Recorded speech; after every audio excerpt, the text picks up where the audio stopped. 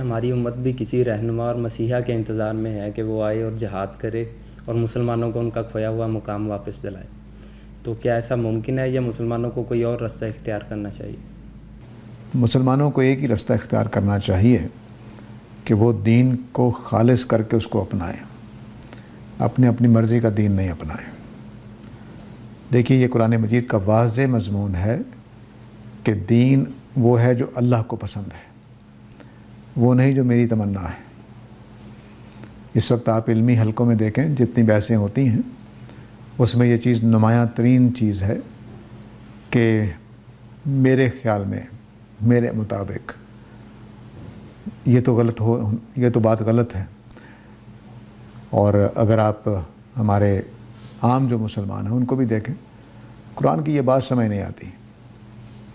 یہ تو آج کل قابل عمل نہیں ہے۔ دین اس چیز کا نام نہیں ہے۔